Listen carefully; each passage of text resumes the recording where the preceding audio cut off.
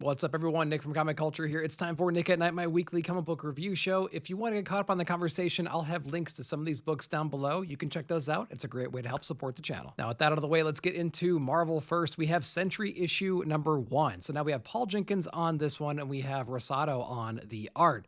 I have not read a Sentry book in a very, very long time. There hasn't been one featuring this character in quite a while. So, jumping into this one, I had a little to no expectations for it. Now, I will say what works for this book is the writer, Paul Jenkins, does a good job of separating the two personalities, the Void versus Bob, in other words, right? He's still very depressed. He feels isolated, doesn't exactly know how he fits in with the team. Although later on in the book, the Avengers and other characters that are in the story are very reliant on him to do something, right? Like everything that's going on right now, they can't handle, and they're constantly talking to him and trying to get him into the battle to help them out because they're up against some really crazy things throughout the issue. So balancing those two personalities is important for this kind of a character. There's also a lot of things going on right now about the understanding of the power that the Void has, right? It's like it's powerful, but it has to be as powerful as like the Sentry form where he can control it. So we're doing everything we can do to eliminate the power imbalance that could happen between there, but the scales are starting to tip a little bit throughout this issue. I didn't really dig some of the villain voices in here. Wilson Fisk in particular has a moment inside this book and he kind of rolls over pretty quickly when the Sentry comes in. Now, of course, him being as powerful as he is, the Sentry that is, what are you going to do about it, right? What else would Wilson Fisk do? But I don't think that character was written accurately. But like I said, I didn't have high expectations coming into the book, and it was halfway decent. I want to know what you guys thought if you read it down below. All right, next up is Infernal Hulk issue number 5. Of course, we have Philip Kennedy Johnson on this one. We have Kev Walker doing the art. No Nick Klein on this issue, unfortunately, but we had some great interior art nonetheless. We had this weird oddball issue previously where we're in the mindscape. We're in this like purgatory kind of a realm, and we get to see what I guess the Hulk, the main Hulk personality, is up to in there and the different people he's aligning himself with. This one here, we have our Infernal Hulk, our possessed Hulk, up against the one above all. Or is it? I'm not entirely sure. You guys are gonna have to figure that out for me and let me know down below in the comments, man.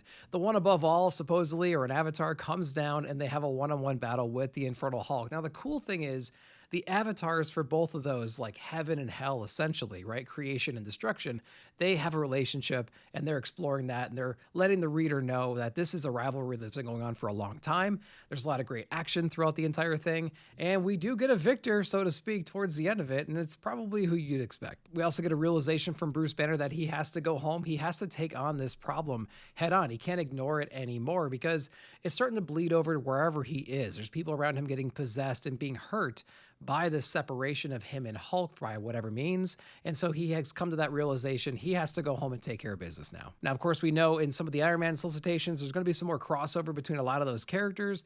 And so it's going to be fun to see, you know, if Bruce gets his power back, how is he going to get it back and how the other Avengers are going to be interacting with him. But this will probably turn into another Hulk has gone rogue and we need to get everyone together to take him out kind of a story. We've seen that 1,000 times before. How they're going to mix that up in this series, not too sure yet. Let me know your thoughts. Ultimates issue number 22, of course, we have Dennis Camp on this one. What's exciting about this issue is we have the Grand Skull, or Bucky Barnes, coming back into the series. Now, we saw many issues ago the revelation of this and how Cap has responded to it. It's always been in the back of his mind through the whole Ultimate Initiative that he's going to have to revisit this at some point. So now is the time to do it. We also learned that John Walker is the Red Skull in this one, and we have a Grand Skull who is Bucky. So it's cool to see those two different dynamics and how there's a lot of friction between the Red Skull and the Grand Skull and just all that stuff. This does feel like a great big trip down memory lane while a battle is going on. Of course, these two are going to be duking it out for the majority of the issue, but are people pulling their punches? There's a lot of history behind all these characters. Who's going to come out victorious at the end? We definitely get a victor at the end of this book, and it was kind of surprising. The artwork was kinetic and dramatic, and there's so many great battles and just quiet moments throughout here, so Figuere's doing a great job from that point of view. Camp's doing a great job, obviously, on the emotional aspects of this. There's a lot of weight in the story between these two characters. Glad we went back and revisited this. We have some closure on it as well. Let me know your guys' thoughts. All right, next up is Ultimate Wolverine issue number 15. This series has a lot more issues compared to some other books that are wrapping up in the Ultimate line, which leads me to believe they might end this around 20. What are your guys' thoughts on that to start with? Now, we have Wolverine, we have Jean Grey, and we have Sentinel-1 still hanging out right now, trying to find the rest of the Rasputins. They're trying to find magic in this issue. Now, while they're hunting down magic, they do run across Lady Deathstrike in the previous issues. They take care of that quickly. Now it's turning into almost like a zombie kind of a book. Logan gets infected while fighting some random soldier. And Jean Grey and Sentinel-1 had to get real creative on how to capture him and essentially burn it out of him. That was a real epic moment for me. I could have used a little bit more time on that moment, but like the gravity and just the situation and what Jean Grey had to do to rid of Wolverine of this infection, I thought that was an amazing moment. Now, since Wolverine was infected with this virus, he got a glimpse as to where magic is right now, and so he's going to be hot on her tail coming up here soon. Now, I really do enjoy this book. It's a pretty consistent title. Again, it's a little bit lagging behind on the numbers compared to other series that have already ended in this Ultimate Universe, but I am really enjoying it. We have Cappuccio on the art, which is always great, and we get a lot of cool action scenes too, so anxious to see where this goes. Does it conclude with the elimination of magic?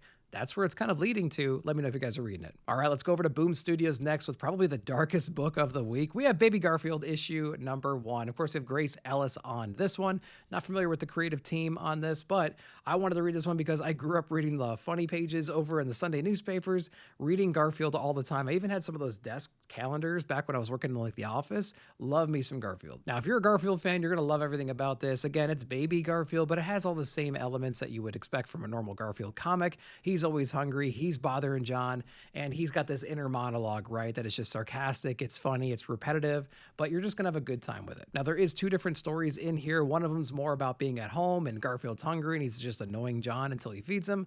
The next one, they go on a little bit of an adventure, they go to the movie theater, and they get into a whole bunch of trouble doing just that. They did a really good job of keeping the voice very much alive. It felt like Garfield. It sounded like Garfield. You know, I can just hear that voice in my head as I'm reading it, so props to the team for keeping it true to the character.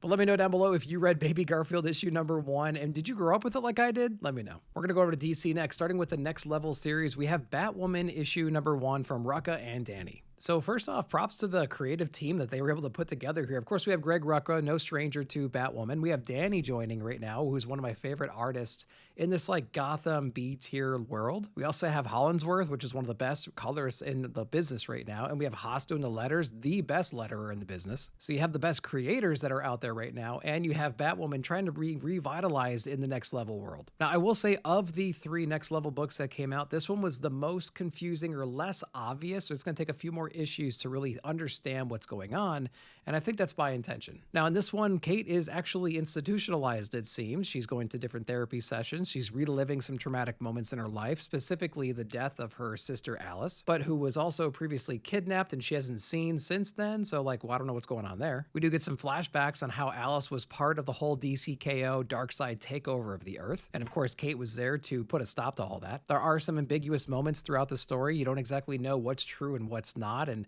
how things align. There's also some villains in the book that are trying to continue their grand plan. They need a replacement for the person they were trying to use, so they think they have an idea of where to go from here. But then we get some surprise twists and turns at the end of this book that kind of contradict what we've seen previously. So I think the book is purposefully ambiguous at this moment. We're gonna have to read it some more to figure out what is going on. I feel like there's some bait and switches here happening here, and I'm excited to see how the story unfolds going forward. Do I need to say anything about Danny and Matt Hollinsworth? They're amazing. I love everything that they do.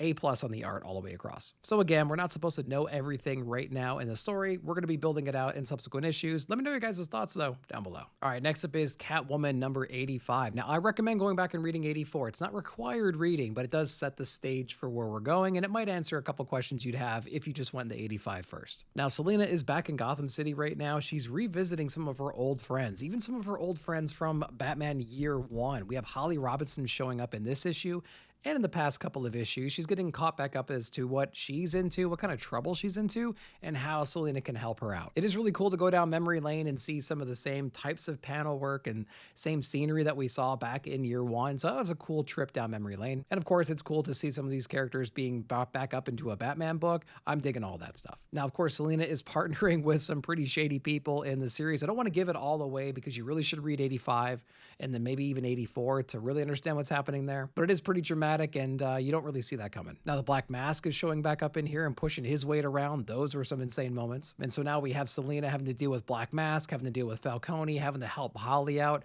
with all of her different issues going on. There's a lot of things happening inside this book, and she's also trying to get reoriented to the new scenery inside of Gotham. So a lot of cool things happening inside of Catwoman. It's a book I haven't read in a long time. Very glad I jumped back in a couple of issues ago.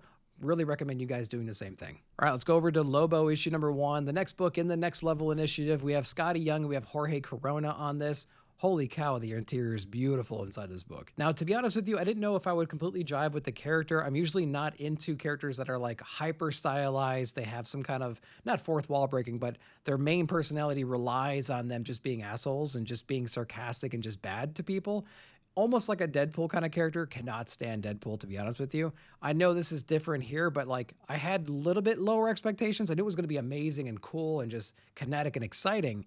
I got a lot of that stuff, and I really can't wait for more issues here. Now, Lobo is insufferable, but in a manageable way, I'd say. He's, of course, pushing his weight around the galaxy. He's picking up on some bounties and whatnot. He's trying to get paid for one that got canceled recently, and he gets a different kind of option here. Now, there's some people that want to create a whole brand, a whole like reality TV show kind of a thing with merchandising, and they want to use Lobo as their spokesperson. Now, of course, it takes a lot of convincing and whatnot, and Lobo has to work his way through a lot of but at the end of the day, he does join because they're basically playing right into his ego. But again, I think the star of the show is not necessarily the writing so far. It is the visuals and just the action scenes alone. Holy cow, forced perspective everywhere. Really had a good time just kind of pouring over all the pages. So Lobo is a character I don't really have a whole lot of expectation for, but I really enjoyed issue number 1 just because of how exciting it was. Looking forward to more. Let me know if you guys read this one. We have another DC Next Level book. We have Deathstroke, the Terminator, issue number 1. Tony Fleece on this one, and we have Carmine on the art. Now talk about blind spots. Don't know a whole lot about this character other than what I've seen in some of the movies recently or some of the ancillary titles that might feature him from time to time. But I think Fleece did a great job of introducing you to the character, introducing you to what's important to him in the world and what he's good at, which is just basically